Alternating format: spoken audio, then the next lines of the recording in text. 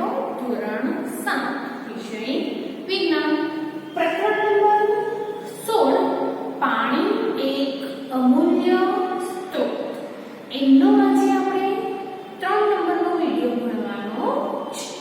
વિડિયોની શરૂઆત કરતા પહેલા થોડીક આપણે બીજા વિડિયો વિશેની માહિતી મેળવી લઈએ.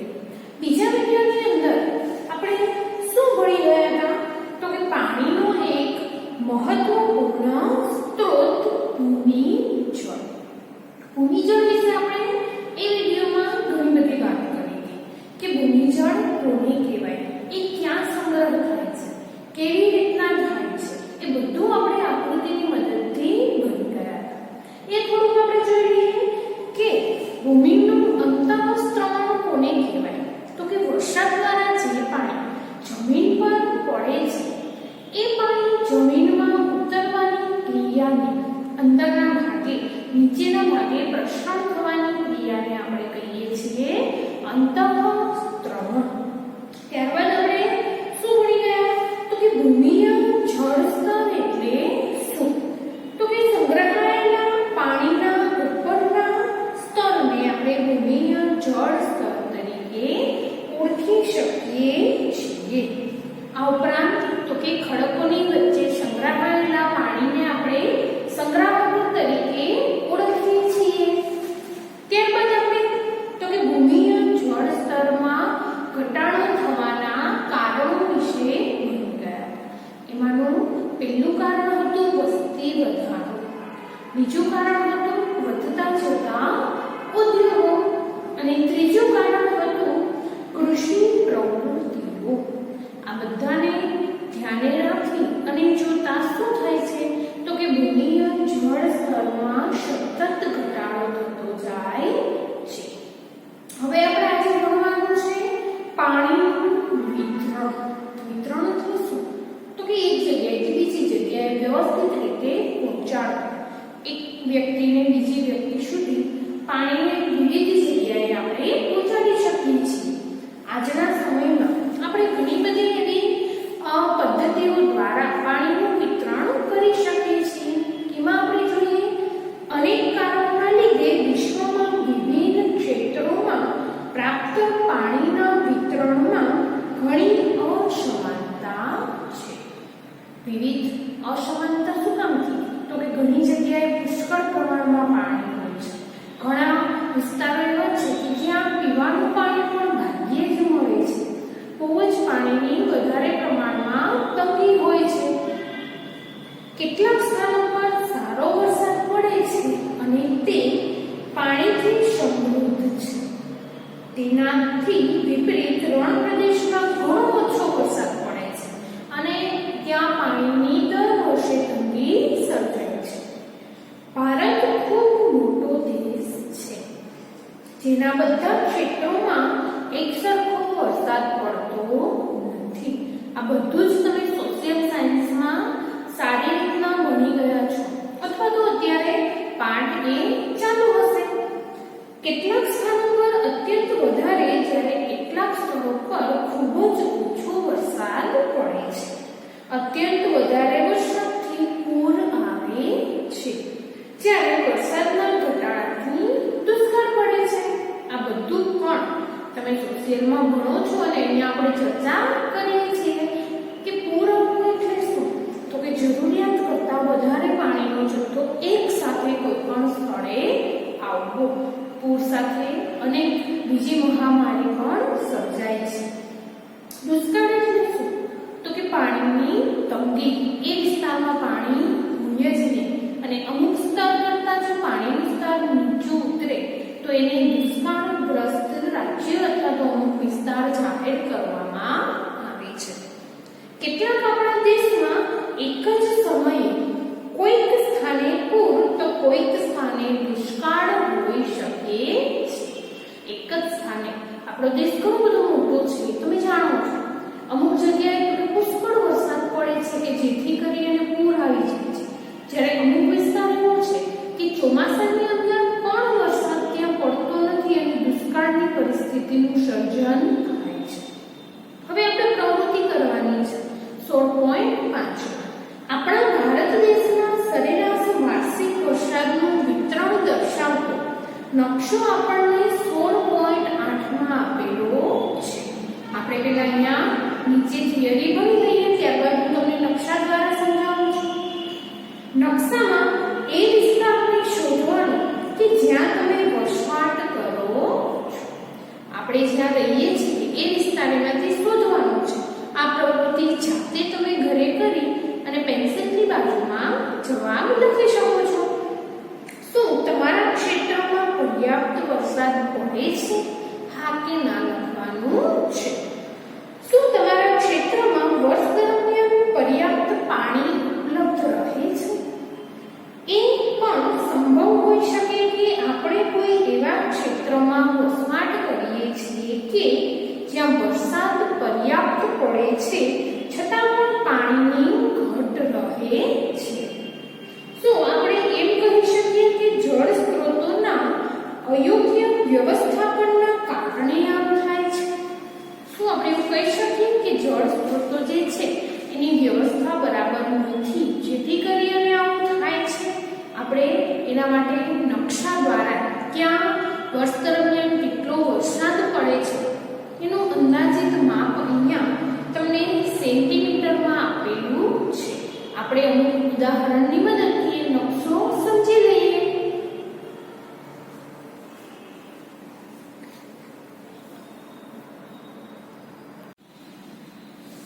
ચાલો હવે આપણે નકશા દ્વારા વિસ્તારને સમજીએ. અહીંયા આપેલું છે વરસાદ સેમીમાં, સેન્ટીમીટરમાં વિવિધ રંગ પ્રમાણે કેટલો વરસાદ થાય છે એ આપણને નકશામાં દર્શાવેલું છે. એમાં પહેલું છે ડાર્ક જાંબલી કલરમાં જે આપ્યું છે ત્યાં કેટલો વરસાદ થાય? તો કે 400 સેમીથી વધુ વરસાદ, કે જે પ્રદેશમાં પુષ્કળ વરસાદ થાય છે એ આમની અંદર અલગ અલગ જગ્યાએ આપેલા છે. એમાંનું એક અહીંયા બતાવેલું છે કેરળ. ત્યારબાદ અહીંયા આપેલું છે અરુણાચલ પ્રદેશ. આવા તમે વિવિધ પ્રદેશો નકશામાં આ ઉપરાંત પણ શોધી શકો છો.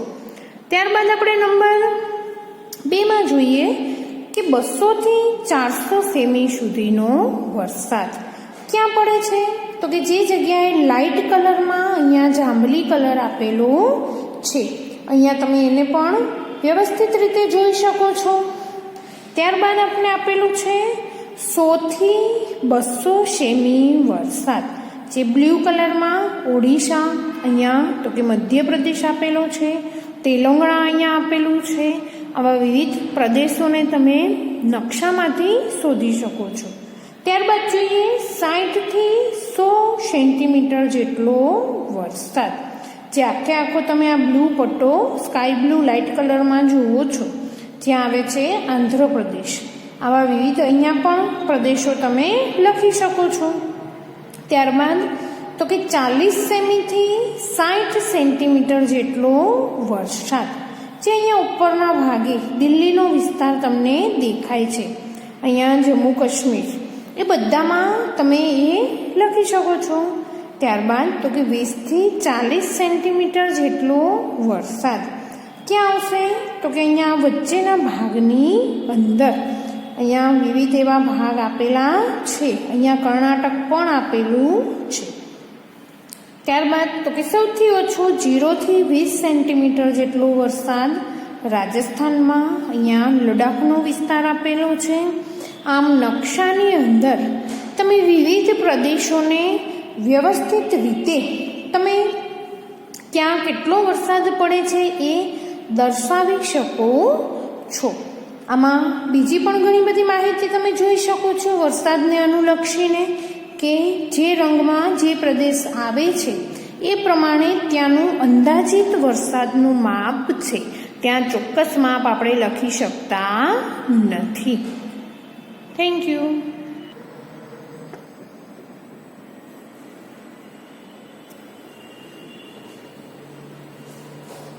હવે આપણે જોઈએ જળ વ્યવસ્થાપન.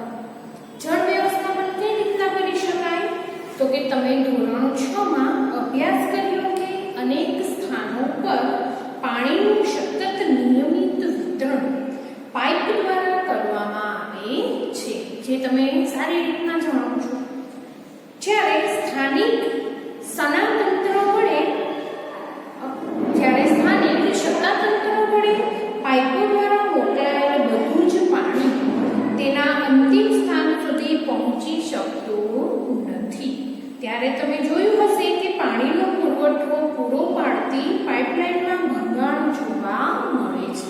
આવું ઘણું બધું તમે ઘરની આજુબાજુ અથવા તો અમુક વિસ્તારમાં જોઈ શકો છો કે જ્યાં પાઇપ તૂટી ગઈ હોવાથી પુષ્કળ પ્રમાણમાં પાણીનો વેડફાટ થતો હોય છે અને પાઇપમાંથી પુષ્કળ પાણી બહાર ધસી આવે છે. તે પાણી સાવ નકામું જાય છે. સ્થાનિક સત્તાતંત્રની જવાબદારી છે કે આવા પાણીનો વ્યય થતો અટકાવવો જોઈએ. પાણીનો વ્યય એ વ્યક્તિગત સ્તર પર પણ થઈ શકે છે. જાણીએ કે અજાણીએ આપણે બ્રશ કરતા હોય, દાઢી કરતા હોય, નહાતા અને બીજી અન્ય ક્રિયાઓ કરતા પાણીનો વ્યય કરીએ છીએ. આવો પાણીનો વ્યય આપણે કરવો જોઈએ નહીં. ઉદાહરણ તરીકે જ્યારે કોઈ પણ પાત્ર પાણીથી ભરાઈ ગયું છે તો આપણે નળ બંધ કરી દેવો જોઈએ. જ્યાં જેટલા પાણીની જરૂરિયાત છે એટલો જ પાણીનો ઉપયોગ આપણે કરવો જોઈએ. નળમાંથી પાણી ટપકે એ પાણીનો બહોળો વ્યય છે. આપણે એવું કહી શકીએ કે ભાઈ એક ટીપું પડે તો શું થશે, પણ એવા ટીપે ટીપે આખું સરોવર ભરાઈ શકે છે. આમ જો નળ ઘરની અંદર ટપકતા હોય તો ઝડપથી નળને બદલાવી નાખવા જોઈએ જેથી કરીને પાણીનો વ્યય અટકી શકે. આપણે પાણીનો વ્યય એવી રીતે કરીએ છીએ કે જાણે આપણને પાણીની ભવિષ્યમાં જરૂર જ ન હોય. ઘણી વખત એવું બને કે નળ એમ જ ચાલુ હોય અને આપણે આપણું બીજું કામ કરવા માટે મંડી પડ્યા હોય. પણ એક વાત યાદ રાખવી જોઈએ કે પાણીની જરૂરિયાત આપણા જીવનમાં છે. પાણી ન હોય તો જીવન અશક્ય પણ બની રહે છે. આપણે જોયું કે વરસાદનું મોટું પાણી વહી જાય છે. આ આપણા બહુમૂલ્ય કુદરતી સ્ત્રોતનો વ્યય છે. વરસાદના પાણીનો ઉપયોગ એ ભૂમિય જળની સપાટી વધારવા માટે પણ થઈ શકે છે, જેને જળ સંગ્રહણ અથવા વર્ષાજળ સંગ્રહણ કહે છે, જેના વિશે તમે ધોરણ 6 માં અભ્યાસ કરી ગયા છો. અહીંયા માત્ર તમને એનું નામ જ આપેલું છે. તમે ધોરણ 6 માં ખૂબ જ સરસ રીતના એ ભણી ગયા. તમારી આજુબાજુમાં તપાસ કરો કે બહુમાળી મકાનોમાં જળ સંગ્રહણ માટેની શી વ્યવસ્થા છે. આપણા દેશમાં ઘણી જગ્યાઓએ જળ સંગ્રહણ અને જળની પુનઃપૂર્તિ માટે વાવની વ્યવસ્થા હોય છે. વાવ એ જળ સંગ્રહણ માટેની પરંપરાગત પદ્ધતિ છે. લાખો વર્ષોથી ચાલતી આવતી પદ્ધતિ છે કે જે વાવની અંદર જળ સંગ્રહણ કરી શકાય છે. સમય જતાં વાવનો ઉપયોગ બંધ થયો અને ધીરે ધીરે તેમાં કચરો એકઠો થવા લાગ્યો. અત્યારની હકીકત તમને આમાં રજૂ કરે છે કે અત્યારે વાવનો ઉપયોગ બંધ થતો ગયો અને એમાં કચરો એકત્રિત થતો ગયો. તેમ છતાં લોકોએ પાણીની અછતના કારણે આ પ્રદેશના લોકોએ પુનઃ વિચારણા કરવી રહી. વાવને ફરીથી બનાવવામાં આવી. આજે એવી પરિસ્થિતિ નિર્માણ પામી છે કે જેમાં અમુક વિસ્તારોમાં પાણીની અછત અને ખૂબ જ ઓછો વરસાદ હોય તો પણ તેમની પાણીની જરૂરિયાત પૂરી પાડે છે. આમ વાવ વચ્ચેના સમયમાં બંધ થઈ ગઈ હતી. અત્યારના સમયમાં અમુક જગ્યાએ ફરી પાછી એ વાવનો ઉપયોગ થવા લાગ્યો છે. ખેડૂત પાણીનો ઉપયોગ ઓછા વ્યય સાથે કરી શકે છે. તમે ટપક સિંચાઈ પદ્ધતિ વિશે સાંભળ્યું જ હશે કે પાણી પીવડાવવા માટે પિયત પદ્ધતિમાં ટપક સિંચાઈ સૌથી સારી પદ્ધતિ છે કે ડાયરેક્ટ છોડના મૂળની અંદર પાણીના ટીપા વડે જ ડાયરેક્ટ એ જ ભાગમાં પાણી પીવડાવવામાં આવે છે, જેથી કરી અને એ ભાગ ભીનો રહે છે અને મૂળને પૂરતો ભેજ મળી રહે છે. ટપક સિંચાઈ પદ્ધતિમાં છોડના તળિયા સુધી પાણી પહોંચી શકે તે રીતે સાંકડા વ્યાસવાળી નાની પાઇપોમાંથી પાણી પહોંચાડવામાં આવે છે.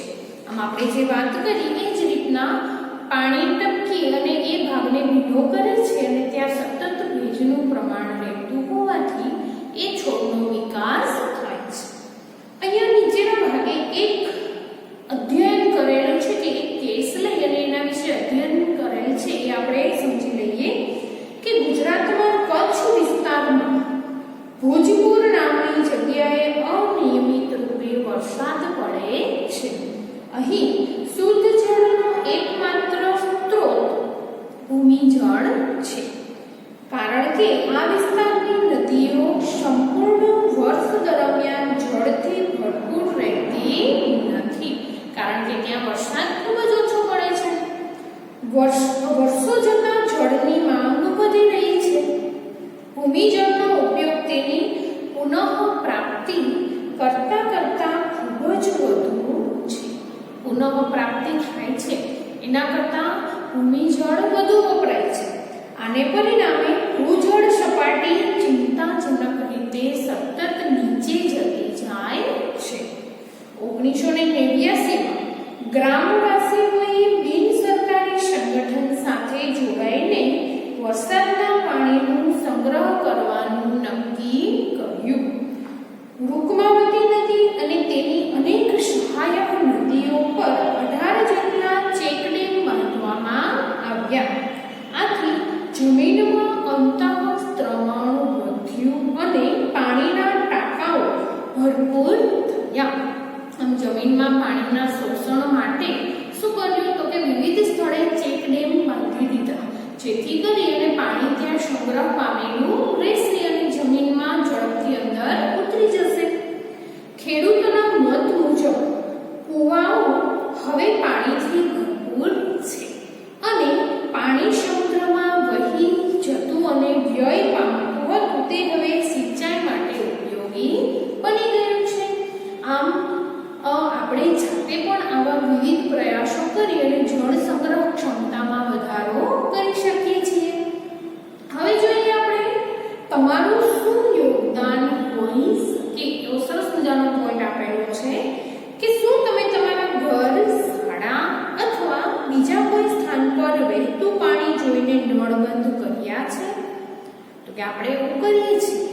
સ્કૂલે જ્યારે નળ ખુલ્લા હોય, ભૂલથી રહી ગયા હોય ત્યારે આપણે બંધ કરી દઈએ છીએ. બગડી ગયેલા નળના કારણે પાણીનો વ્યય વધુ થાય છે. તમારે આ પાણીના વ્યયને અટકાવવા માટે પ્રયત્ન કરવો જોઈએ. પાણીના વ્યયને અટકાવવા માટે ઘણા ઉપાયો કરી શકાય. ચાલો આપણે શરૂ કરીએ. અહીં થોડાક ઉદાહરણ આપેલા છે, થોડાક તમારે પ્રવૃત્તિ રૂપે જાતે ઉમેરી દેવાના છે. એના પાણી બચાવવા માટેની ટેવો આપેલી છે. એમાં પહેલું, બ્રશ કરતી વખતે નળ બંધ રાખવો. નંબર 2, ભોંય તળિયાને ધોવાને બદલે પોતું કરવું. આવું તમે નંબર 3 કે જ્યારે વાસણ ભરાઈ જાય ત્યારે નળ બંધ કરી દેવો. આ ઉપરાંત નંબર 4 કે જ્યારે તમે સ્નાન કરતા હો ત્યારે ફુવારાનો વધુ ઉપયોગ કરવાને બદલે પાત્ર ભરી, કોઈ પણ ડોલ ભરી અને વ્યવસ્થિત રીતે પાણીનો જરૂરિયાત મુજબ વપરાશ કરવો. આ ઉપરાંત તમે એવા 2-3 ઉદાહરણ તમારા ઉમેરી શકો છો. હવે આગળ વધીએ. વનસ્પતિ ઉપર પાણીની અછતની અસર. પાણી ઓછું હોય તો વનસ્પતિને શું અસર થાય એના વિશે તમને અહીંયા કીધું છે. તો કે તમે જોયું જ હશે કે કુંડાના છોડને પાણી ન પાઈએ તો તે કરમાઈ જાય છે અને પછી એ ધીમે ધીમે સુકાઈ જાય છે. આપણે પણ પ્રકરણ નંબર 1 ની અંદર અભ્યાસ કરી ગયા છીએ કે વનસ્પતિને ખોરાક બનાવવા માટે શું જોઈએ તો કે જમીનમાંથી પાણી અને પોષક તત્વો, ત્યારબાદ તો કે વાતાવરણમાંથી વાયુ. આમ આપણે પહેલા ચેપ્ટરમાં ભણી જ ગયા કે વનસ્પતિને ખોરાક બનાવવા માટે પણ પાણીની જરૂર ક્યાંક ને ક્યાંક પડે છે. જરા કલ્પના કરો કે જો છોડ માટે પાણી પર્યાપ્ત ન હોય તો શું થાય? તો કે છોડ સુકાઈ જશે અને એક સમય એવો આવશે કે જ્યારે કોઈ પણ પ્રકારની મોટા ભાગની ખેતી થઈ શકશે નહીં. કુંડામાં છોડ હશે તો એ એક હશે તો સુકાઈ જશે, પણ જ્યારે જમીનને પાણી ખેતરની અંદર નહીં મળે તો કે એ પાક ઉગી શકશે નહીં. પૃથ્વી પરની લીલોતરી નષ્ટ થઈ જશે. આનો અર્થ એ થાય છે કે તમામ જીવનનો અંત થાય છે, કારણ કે વનસ્પતિ વગરના વિશ્વનો અર્થ કોઈ ખોરાક નહીં એવો તમે કરી શકો, કોઈ ઓક્સિજન નહીં, પૂરતો વરસાદ નહીં અને અસંખ્ય અન્ય સમસ્યાઓ પણ એના લીધે ઉદ્ભવે છે. આમ જો વનસ્પતિનો નાશ થાય તો ધીમે ધીમે સમગ્ર સજીવનો નાશ થઈ જશે. આ માટે આપણે વનસ્પતિનો વિકાસ સતત કરવો જોઈએ, પણ એના માટે શું જોઈએ તો કે પાણી. એ પાણીનો આપણે વ્યય અટકાવવો જોઈએ. હવે નીચે સરસ મજાની એક સફળ પહેલ કરી અને ઉદાહરણ આપેલું છે કે રાજસ્થાન એક ગરમ અને સૂકો પ્રદેશ છે. પાણીની પ્રાકૃતિક અછતને એક સફળ પ્રયોગ દ્વારા હલ કરવામાં આવી. સામાજિક કાર્યકર્તાઓની એક ટુકડીએ અલવર જિલ્લાના સૂકા વિસ્તારને હરિયાળા વિસ્તારમાં ફેરવી નાખ્યો. તેઓએ અવેડી, રૂપરેલ, સરસા, ભવાની અને જહાજવની જેવી 5 સુકાઈ ગયેલી નદીઓને જળ સંગ્રહ દ્વારા પુનઃજીવિત કરી. આવા સરસ મજાના એક સફળ પહેલ દ્વારા એ ઘણી બધી નદીઓને ફરી પાછું જીવતદાન મળ્યું. જો નદી જીવતદાન મેળવી અને એ સજીવ હશે, એ જીવિત હશે, તો એના ઉપર સજીવ સૃષ્ટિ નિર્ભર થઈ શકશે.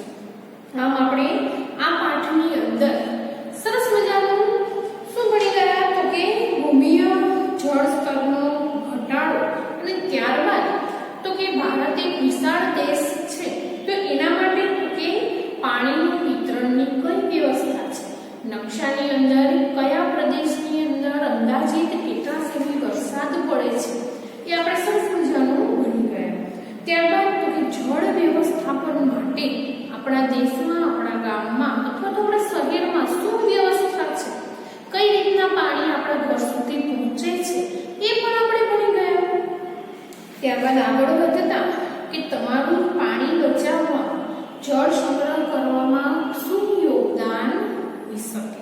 આમ આ પાઠની અંદર સરસ મજાનું પાણી એક અમૂલ્ય સ્ત્રોત, એના વિશે, એ અમૂલ્ય સ્ત્રોત વિશે આપણે ઘણું બધું આની અંદર ભણી ગયા અને એનો અમલ પણ આપણા જીવનમાં કરવો જોઈએ.